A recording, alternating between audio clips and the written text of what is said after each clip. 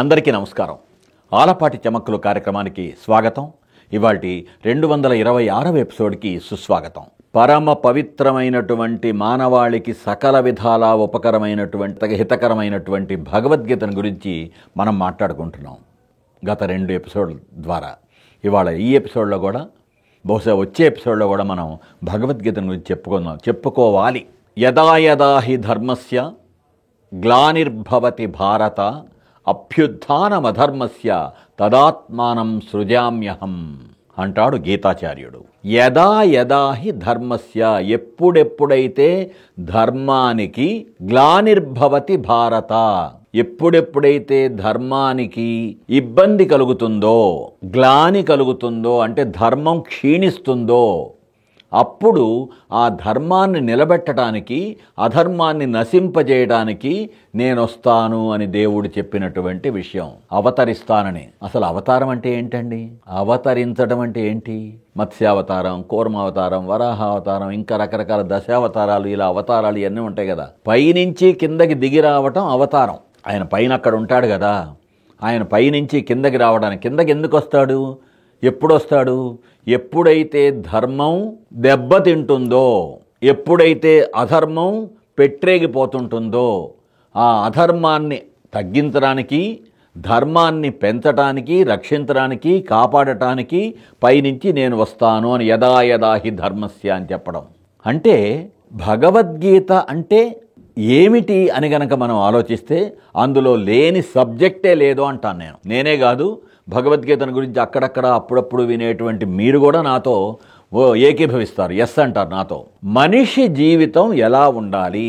కృష్ణుడు అర్జునుడికి కురుక్షేత్ర సంగ్రామ క్షేత్రంలో చెప్పినటువంటి, రణరంగంలో చెప్పినటువంటి భగవద్గీత ఆనాడు ద్వాపర యుగంలో, ఈ యుగంలోనైనా ఏ యుగంలోనైనా, ఎప్పుడైనా ఎక్కడైనా ఎవరికైనా స్త్రీ పురుష భేదం లేకుండా, వయోభేదం లేకుండా, జ్ఞానస్థాయి భేదం లేకుండా అందరికీ, ఆబాల గోపాలానికి అన్ని వేళలా, అన్ని చోట్ల, అన్ని విషయాలలో మార్గదర్శనం చేయగలిగేది ఏదైనా ఉంది ఈ ప్రపంచంలో అంటే అది భగవద్గీత మాత్రమే.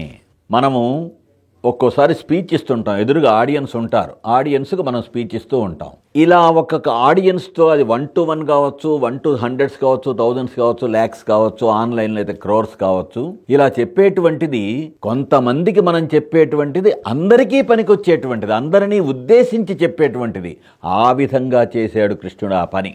హే అర్జున అని అంటూ కృష్ణుడు ఏం చేశాడు? అనేక విషయాలు చెప్పాడు. ఆ విషయాలన్నీ ఆనాటి నుంచి ఈనాటి వరకు, ఈనాటి నుంచి ఏనాటి వరకైనా మనిషి జీవితానికి సంబంధించిన వివిధ అంశాలలో, వివిధ కోణాలలో, వివిధ కోశాలలో మార్గదర్శనం చేసేటువంటి ఒక స్పెషాలిటీ. ఇవాళ రోజున మనం పర్సనాలిటీ డెవలప్మెంట్ అంటుంటాం, మోటివేషనల్ స్పీచెస్ అంటాడు. నన్ను కూడా ప్రపంచ మోటివేషనల్ స్పీకర్ అని కొంతమంది పిలుస్తూ ఉంటారు, కొన్ని చూసి విని, ఆన్లైన్ ఆఫ్లైన్ ఇవన్నీ. ఈ మోటివేషన్ కావచ్చు, ఈ పర్సనాలిటీ డెవలప్మెంట్ కావచ్చు, స్ట్రెస్ మేనేజ్మెంట్ ఇంకోటి ఉంది. ఇవాళ రోజున మన జీవితంలో ప్రతిదానికి స్ట్రెస్సే, ప్రతి వాళ్ళకి స్ట్రెస్సే. లిఫ్ట్ బటన్ నొక్కగానే 5 అంతస్తుల పైనుండి కిందకి ఇంకా రాకపోతే దానికి ఒక స్ట్రెస్సు. అలా ప్రతిదానికి స్ట్రెస్సే కదా మన జీవితంలో. ఈ స్ట్రెస్ మేనేజ్మెంట్, ఇలా అన్ని లేటెస్ట్ సబ్జెక్ట్స్ ఏవైతే ఉంటాయో, అది మెడికల్ కావచ్చు, సోషల్ కావచ్చు, మానవ జీవితానికి సంబంధించినవి కావచ్చు, వీటన్నింటి యొక్క క్యాప్సూల్, ఒక సంపుటి, అది భగవద్గీత.